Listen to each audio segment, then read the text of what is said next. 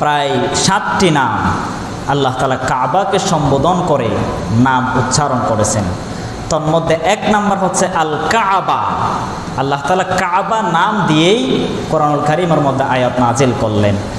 আল্লাহ রাব্বুল আলামিন পবিত্র কোরআনুল কারীমের মধ্যে কাবা শরীফের নাম উচ্চারণ করে আয়াতটি নাজিল করে জানিয়ে দিলেন।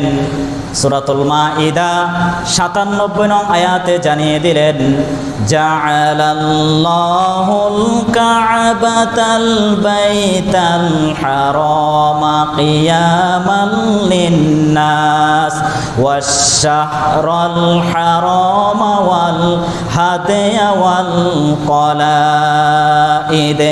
আল্লাহ তাআলা সূরাতুল মাইদা 97 নম্বর আয়াতে পবিত্র কাবা নাম উচ্চারণ করে আয়াতটি নাজিল করে দিলেন, আমি পবিত্র কাবাকে তোমাদের জন্য চিরন্তন সত্য হিসেবে আমি ঘরটি নির্মাণ করে দিয়েছি। মানুষরা যেন ওই পবিত্র কাবা শরীফের প্রান্তরে এসে আল্লাহর কাছে সাজদায় অবনত হতে পারে, আল্লাহর কাছে সব কিছু প্রার্থনা করতে পারে, আল্লাহর কাছে যেন মানুষরা মাথা নত করতে পারে। এই জন্য গোটা পৃথিবীতে কাবা নামক আমি স্থাপন করেছি। সুবহানাল্লাহ। আল্লাহ তাআলা বাইতুল হারাম আরেকটি নাম দিয়েছেন, এটা হচ্ছে কাবা। 1 নাম্বার নাম আল্লাহ তাআলা কাবা দিলেন। 2 নাম্বার আল বাইত। আল্লাহ তাআলা সূরাতুল বাকারা 125 নং আয়াতে আল বাইত নাম উচ্চারণ করে এই ঘরের নাম দিয়েছেন। 3 নাম্বার বাইতুল আতিক তথা সুপ্রাচীন ঘর তথা পুরাতন ঘর নাম উচ্চারণ করে আল্লাহ তাআলা আয়াতের মধ্যে নাম দিলেন। এই যে দেখেন গোটা পৃথিবীতে যত বড় বড় স্থাপনা আছে, বড় বড় বিল্ডিং আছে, এগুলোর এক একটি বড় বড় ইতিহাস থাকে।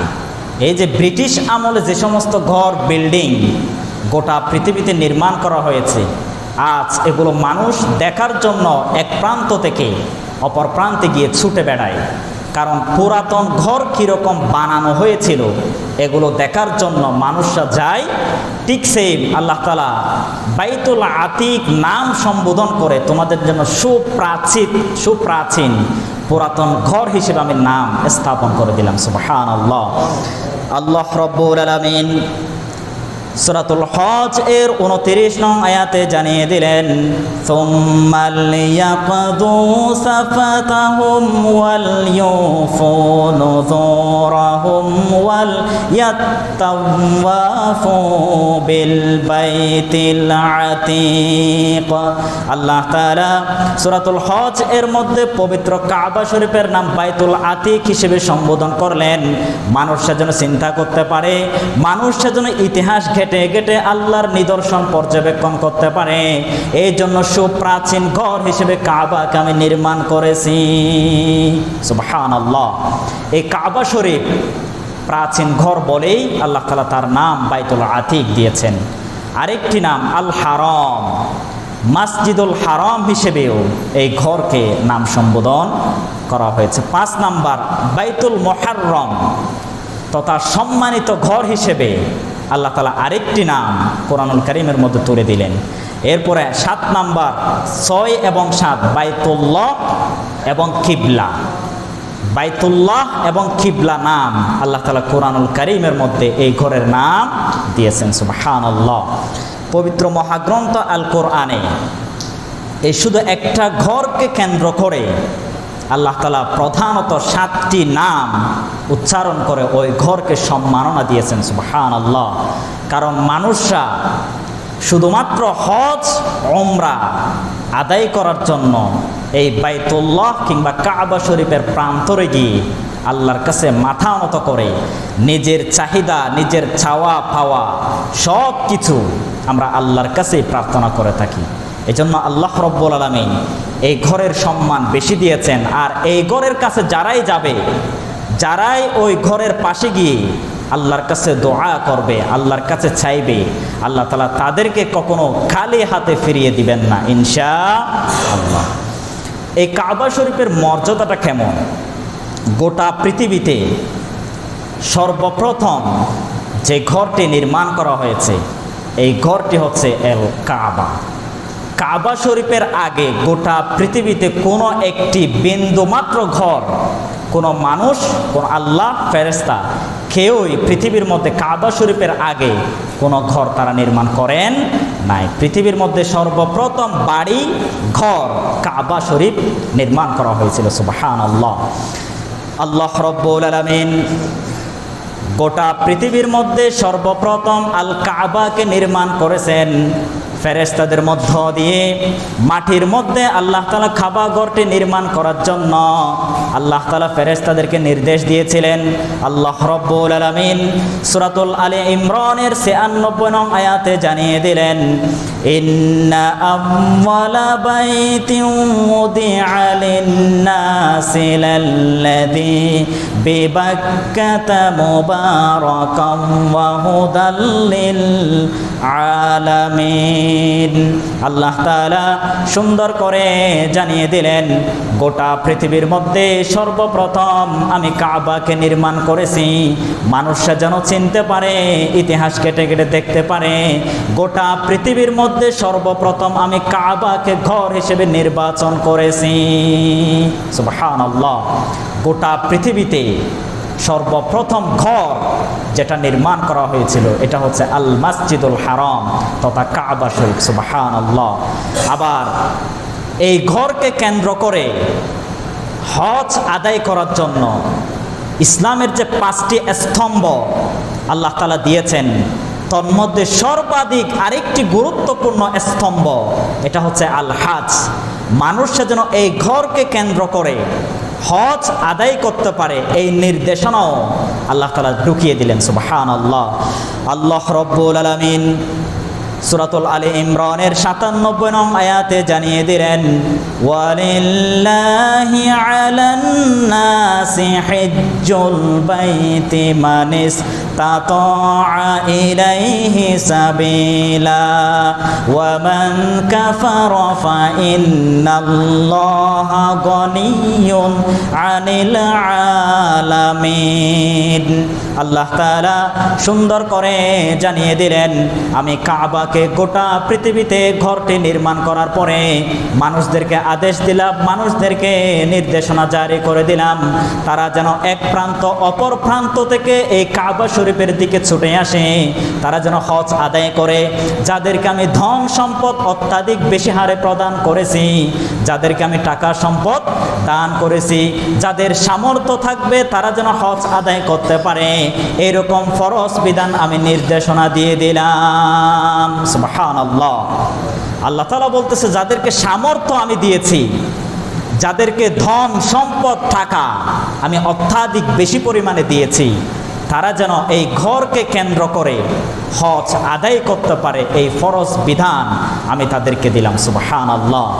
এখন দেখেন, অসংখ্য মানুষ ধন সম্পদ আছে, সামর্থ্য আছে, সামর্থ্য থাকা সত্ত্বেও এই কাবা শরীফ প্রদক্ষিণ করার জন্য, কাবা শরীফের প্রান্তরে গিয়ে আল্লাহর কাছে মাথা নত করার জন্য অধিকাংশ মানুষ চিন্তা পর্যন্ত করে না। এরকম মানুষ আছে নাকি নাই? টাকা আছে, সামর্থ্য আছে, কিন্তু টাকা কষ্ট হবে বলেই, খরচ বেশি হবে বলেই এরকম চিন্তা চেতনা মানুষরা লালন করে আল্লাহর বিধান থেকে মুখ ফিরিয়ে চলে যায়। আবার অনেক মানুষ টাকা আছে, হজ করতে যদি না যায়, অসংখ্য মানুষ কি না কি মনে করবে, আবার এরকম চিন্তা করে হজ উমরা আদায় করার জন্য যায়। লৌকিকতা, রিয়া, লোক দেখানোর জন্য অসংখ্য মানুষ হজ করতে যায়। এরকম মানুষও সমাজে আছে নাকি নাই? এজন্য লৌকিকতা দিয়ে যদি আপনি হজ আদায় করেন, এই হজ পরিপূর্ণভাবে আল্লাহ তাআলা কখনো আদায় করবেন না। এজন্য পরিহার ত্যাগ করে লৌকিকতা, রিয়া, মানুষদেরকে দেখানো উদ্দেশ্য বিতাড়িত করে দিয়ে মনের চিত্র, প্রফুল্লতার চিত্র দিয়ে আল্লাহর কাছে আমরা মাথা নত করার জন্য যাদের সামর্থ্য আছে, আমরা অবশ্যই হজ উমরা আদায় করার জন্য যাব ইনশাআল্লাহ। কারণ এই হজ আদায় করতে গিয়ে মানুষরা যদি 1 রাকাত সালাতও যদি আদায় করতে পারে, এই মসজিদুল হারামে গিয়ে কাবা শরীফের মধ্যে গিয়ে অন্তত 1 রাকাত সালাত আদায় যারা করবে, তারা দুনিয়ার এই যে বাংলাদেশের মসজিদে নামাজ আদায় করে 1 লক্ষ রাকাতের সওয়াব তার আমল নামায় আল্লাহ তাআলা যোগ করে দেয়। সুবহানাল্লাহ। রাসূল করিম সাল্লাল্লাহু আলাইহি ওয়াসাল্লাম বলে দিলেন, আন জাবির আন্না রাসূলুল্লাহ সাল্লাল্লাহু আলাইহি ওয়াসাল্লাম as-salatu fil masjidil haram afdalu min alfi salati fi ma siwahu। নবীজি হাদিসের মধ্যে জানিয়ে দিলেন, যারা কাবা শরীফের প্রান্তরে গিয়ে 1 রাকাত সালাত আদায় করবে, তার এই 1 রাকাতের সালাত আমি 1 লক্ষ সালাতের পরিপূর্ণ সওয়াব দিয়ে দিব। সুবহানাল্লাহ। 1 রাকাত সালাত যদি আদায় করতে পারেন, 1 লক্ষ সালাতের সওয়াব আমার আপনার আমল নামায় আল্লাহ তাআলা দান করবেন। সুবহানাল্লাহ। আবার বাংলাদেশের মধ্যে একটা আজগবি কোরআন সুন্নাহ বিমুখ, কোরআন সুন্নাহ যেটা সাপোর্ট করে না, এরকম কুসংস্কার মিথ্যা হাদিস বানিয়ে বানিয়ে সাধারণ মানুষদেরকে বলে বলে ধোঁকা দেয়, এরকম পরিস্থিতিও বাংলাদেশের মধ্যে ঘটে। নাউযু বিল্লাহি মিন যালিক। অসংখ্য বইয়ের মধ্যে লেখা আছে, যদি ঢাকা, কক্সবাজার বিভিন্ন ইজতেমায় গিয়ে যদি 1 রাকাত সালাত আদায় করে 49 কোটি রাকাতের সমপরিমাণ তার আমল নামায় সওয়াব দেওয়া হয়। নাউযু বিল্লাহি মিন যালিক। আচ্ছা, আপনারা সুস্থ মস্তিষ্কে আমাকে একটা প্রশ্নের উত্তর দেন। পৃথিবীর মধ্যে সবচাইতে মর্যাদা সম্পন্ন, সবচাইতে প্রফুল্লতা, সবচাইতে দামি জায়গা কাবা শরীফের পরে কিংবা কাবা শরীফের আগে আর কোনো ঘর গোটা পৃথিবীতে থাকতে পারে না। তো যে ঘরটি সর্বাধিক সম্মানিত, মর্যাদা সম্পন্ন, ওই ঘরে যদি 1 রাকাত সালাত আদায় করে মাত্র 1 লক্ষ সালাতের সওয়াব যদি দেওয়া হয়, আর বাংলাদেশের ইজতেমায় গিয়ে যদি 1 রাকাত সালাত আদায় করে 1 লক্ষ 2 লক্ষ না 49 কোটি রাকাতের সমপরিমাণ সওয়াব দেওয়া হয়, এটা আসলে বিশ্বাস করার মতো কোনো কথা থাকতে পারে? কথা বলেন, বিশ্বাসযোগ্য কথা? কারণ আল্লাহর ঘরের মর্যাদার সমতুল্য পৃথিবীর কোনো মসজিদ আর হতে পারে না। আবার মসজিদে নববী যেটা আছে, যেটা রাসূল করিম সাল্লাল্লাহু আলাইহি ওয়াসাল্লাম মক্কাতুল মুকাররমা থেকে মাদিনাতুল মুনাওয়ারায় হিজরত করার পরে সর্বপ্রথম যে ঘরটি, যে মসজিদ নির্মাণ করা হয়েছে তা হচ্ছে মসজিদে নববী। এই মসজিদে নববীতে 1 রাকাত সালাত আদায় করলে মাত্র 50 রাকাত, 50,000 রাকাতের সওয়াব দেওয়া হয়। এরপরে ফিলিস্তিন আল মসজিদুল মাকদিস, এই মাকদিস বাইতুল মুকাদ্দাস, এই মসজিদে যদি সালাত আদায় করেন 25,000 রাকাতের সমপরিমাণ সওয়াব দেওয়া হয়। আর বাকি এই 3টি স্থান ছাড়া কোনো মসজিদে কিংবা কোনো জায়গায় 1 রাকাতের চাইতে 2 রাকাত পর্যন্ত সওয়াবের সমপরিমাণ সওয়াব আল্লাহ তাআলা কোনো বান্দাকে দিবেন না। এজন্য এই কাবা ঘরের মর্যাদার চাইতে আর কোনো ঘরকে যদি মর্যাদাবান বানানো হয় কিংবা মজলিসকে যদি সম্মান দেওয়া হয়, এটা কুফরি এবং হাদিস বিরোধিতা ছাড়া আর কিছু হতে পারে না। আল্লাহ তাআলা আমাদেরকে এরকম মিথ্যা আজগবি কথা থেকে বাঁচার তৌফিক দিক, সবাই বলি আমিন। এরপরে আসেন, এই কাবা শরীফ ধারাবাহিকতার সাথে কিভাবে নির্মাণ করা হয়েছে। পৃথিবীর মধ্যে আল্লাহ রাব্বুল আলামিন এই কাবাঘর সর্বপ্রথম ফেরেশতাদের মধ্য দিয়ে এই কাবা শরীফ নির্মাণ করা হয়। যখন আল্লাহ রাব্বুল আলামিন ফেরেশতাদেরকে ডাকলেন এবং বললেন, আমি গোটা পৃথিবীতে এমন এক জাতি, এমন এক শ্রেণীর মানুষ আমি সৃষ্টি করব যেটা তোমরা কল্পনা পর্যন্ত করতে পারবে না।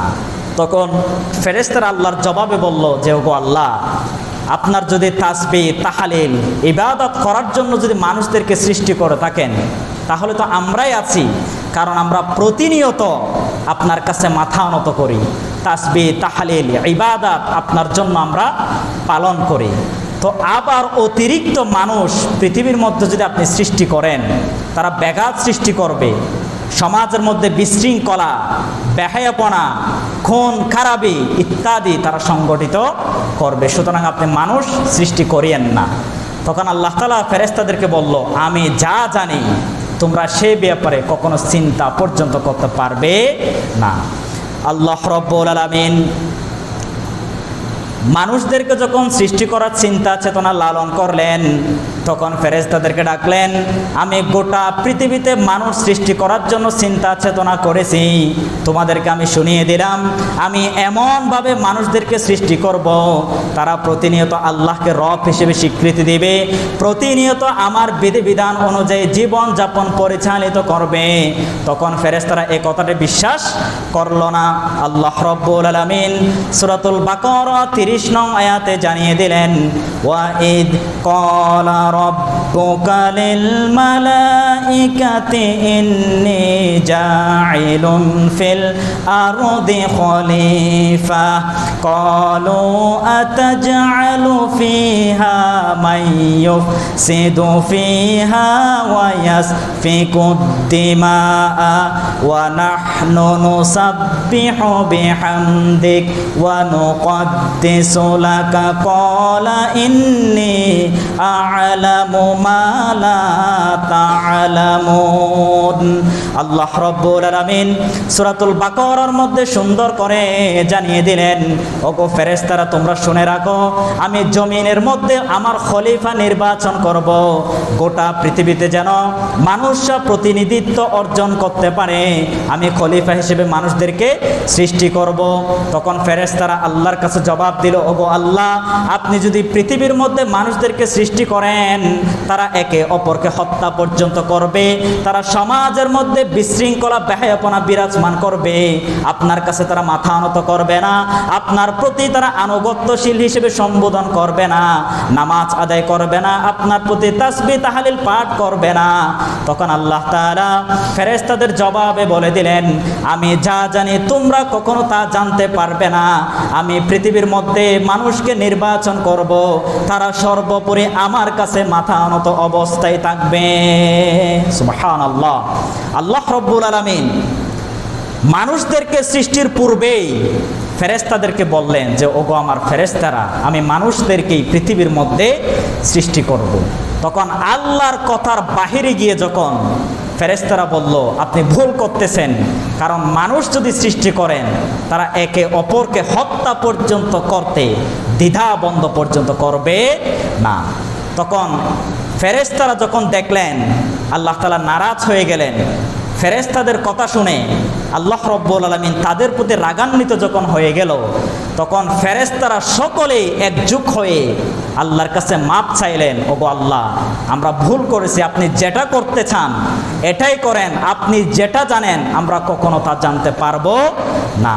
তখন তারা আল্লাহর কাছে মাপ চাওয়ার জন্য আল্লাহর আরশে আজিমের একেবারে চতুর্পাশে 7 বার চক্কর দিলেন, 7 বার তাওয়াফ করলেন, ওগো আল্লাহ, আপনি আমাকে মাফ করে দেন, আমরা ভুল করেছি, না জানার কারণে আপনার কথার বিরুদ্ধে আমরা বক্তব্য দিয়েছি, আপনার আরশে আজিমের চতুর্দিকে 7 বার প্রদক্ষিণ করেছি, তাওয়াফ করেছি, এবার আমাদেরকে মাফ করে দেন। আল্লাহ রাব্বুল আলামিন ফেরেশতাদেরকে মাফ করে দিলেন এবং বললেন, ঠিক আছে, আমার কাছে যে 7 বার তোমরা তাওয়াফ করলা, তোমাদেরকে এমন একটা দায়িত্ব আমি দিলাম, পৃথিবীর জমিনের মধ্যে এমন একটা ঘর তোমরা নির্মাণ করবে, মানুষরা যখন গুনাহ করবে, মানুষরা যখন সমাজের মধ্যে বিশৃঙ্খলা বেহায়াপনা বিরাজমান করবে, তারা ভুল সূত্রে নিয়ে এক প্রান্ত থেকে অপর প্রান্ত থেকে যখন এই ঘরের চারপাশে এসে 7 বার চক্কর দিবে, তাওয়াফ করবে, তোমাদেরকে যেরকম মাফ করে দিলাম, ওই বান্দাদেরকেও আমি মাফ করে দিব। সুবহানাল্লাহ বিহামদি। এই কাবা ঘরের সর্বপ্রথম প্রাচীন ঘর এভাবেই নির্মাণ করা হয়েছে।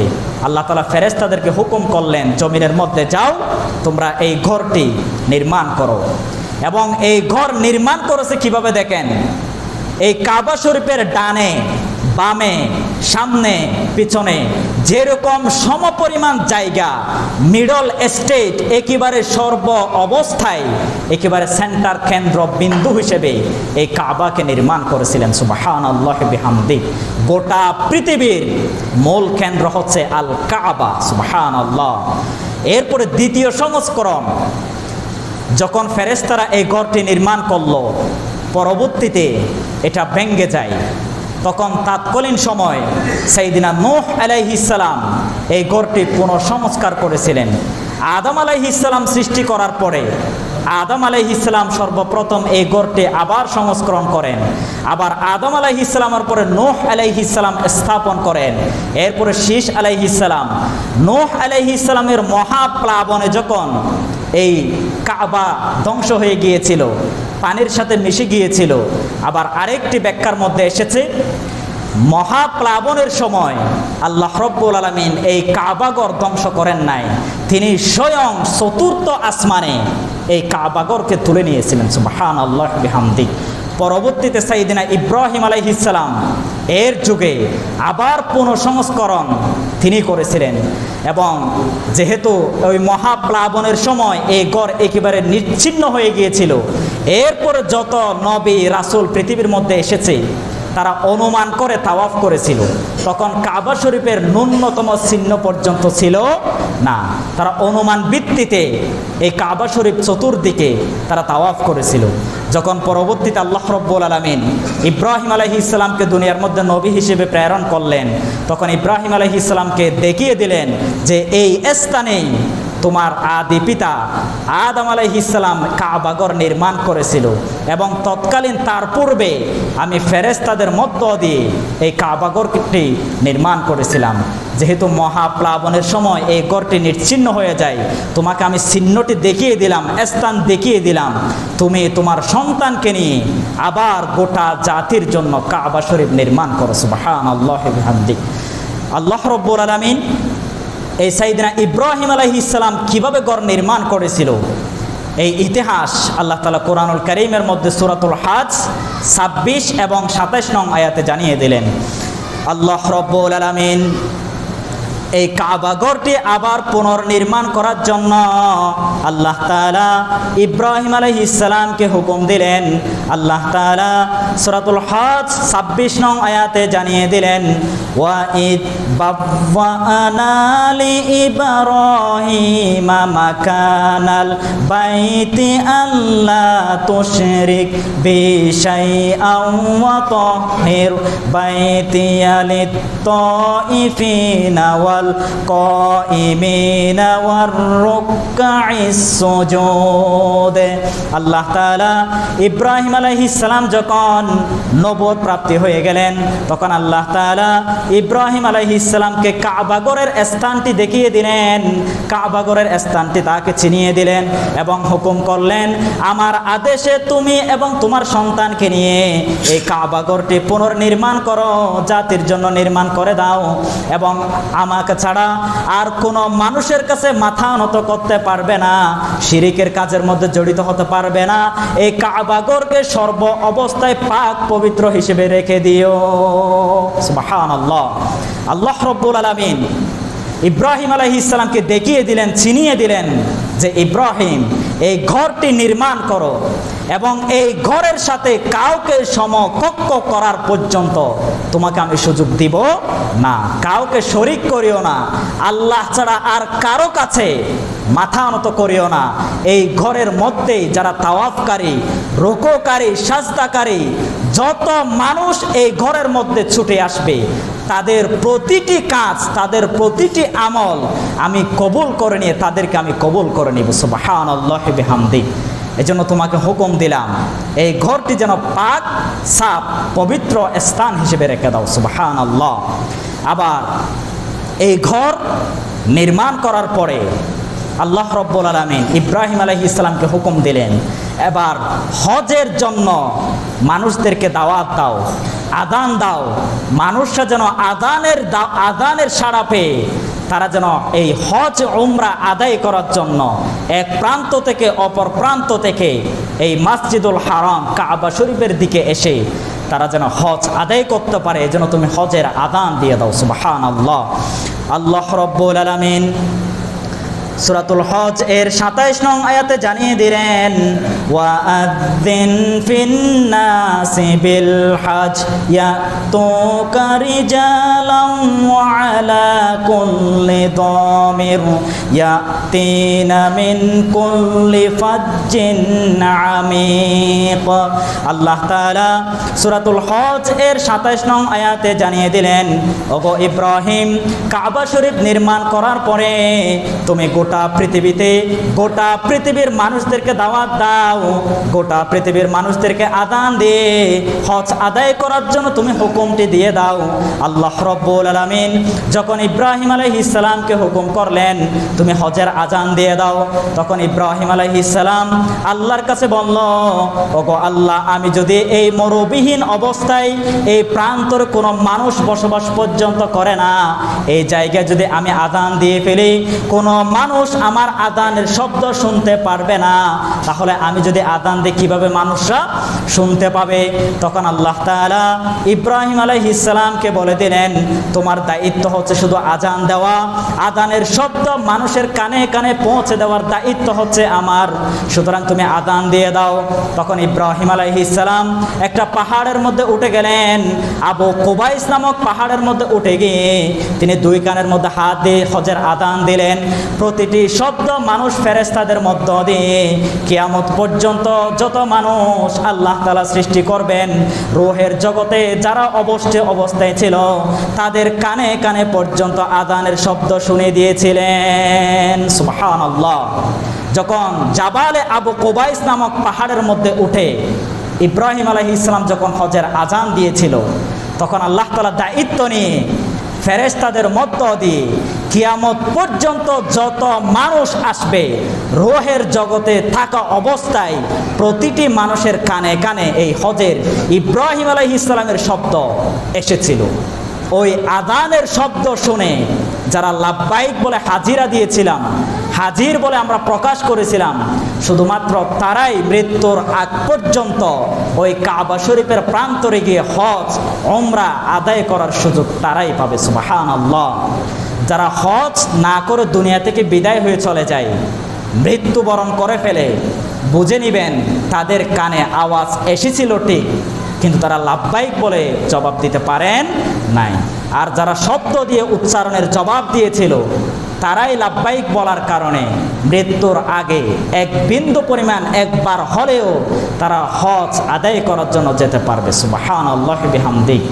এরপরে দেখেন, যখন কাবা শরীফ নির্মাণ করার পরে অসংখ্য পাথর অবশিষ্ট রয়ে গেল, তখন আল্লাহ রাব্বুল আলামিনের কাছে প্রশ্ন করলেন, ওগো আল্লাহ, এই যে কাবা শরীফ নির্মাণ কাজে যে সমস্ত পাথর আমি ব্যবহার করেছি, আবার কিছু কিছু পাথর রয়ে যায়, অবশিষ্ট থেকে যায়, এই পাথরগুলো আমি কি করব? তখন আল্লাহ রাব্বুল আলামিন ইব্রাহিম আলাইহিস সালামের জবাবে বলল, ওগো ইব্রাহিম, যে পাথরগুলো অবশিষ্ট আছে এই পাথরগুলো ফিসে গুড়িয়ে ফেলো, ভেঙ্গে চূর্ণ বিচূর্ণ করে ফেলো। তখন ইব্রাহিম আলাইহিস সালাম পাথরগুলো গুড়িয়ে একেবারে ভেঙ্গে টুকরো টুকরো করে চূর্ণ বিচূর্ণ করে ফেললেন। তখন আল্লাহ তাআলা হুকুম করলেন, ইব্রাহিম, এই পাথরের ধূলিকণাগুলো, চূর্ণ বিচূর্ণ পাথরগুলো এক প্রান্ত থেকে অপর প্রান্তে তুমি একেবারে ধাক্কা দিয়ে ছুঁড়ে ফেলে দাও। তখন আল্লাহ রাব্বুল আলামিন ফেরেশতাদের মধ্য দিয়ে এই পাথরের গোড়া গোড়া চূর্ণ চূর্ণ বিচূর্ণ এগুলো গোটা পৃথিবীর এক এক জায়গায় আল্লাহ তাআলা ফেরেশতাদের মধ্যে প্রেরণ করে দেয়। আর এই চূর্ণ বিচূর্ণ পাথরের কণা যে জায়গার মধ্যে পতিত হয়েছে, কিয়ামতের আগ পর্যন্ত অন্তত একটি মসজিদ হলেও মানুষরা নির্মাণ করতে সক্ষমতা লাভ করবে। সুবহানাল্লাহ। এই যে দেখেন, তৎকালীন সময়ে ইব্রাহিম আলাইহিস সালামের ফেলে দেওয়া, ছুঁড়ে দেওয়া পাথরের এই ধূলিকণাগুলো মালবিটা মসজিদে একটা পতিত হয়েছে বলেই এইখানেই আমরা একটা মসজিদ নির্মাণ করার সুযোগ পেয়েছি। গোটা পৃথিবীতে যে জায়গায় মসজিদ আছে, বুঝে নেবেন ওই জায়গার মধ্যে ইব্রাহিম আলাইহিস সালামের ছুঁড়ে ফেলে দেওয়া পাথরের কণা ওই জায়গার মধ্যে পতিত হয়েছে বলেই ওই জায়গায় মসজিদ নির্মাণ করা হয়েছে। সুবহানাল্লাহি বিহামদি।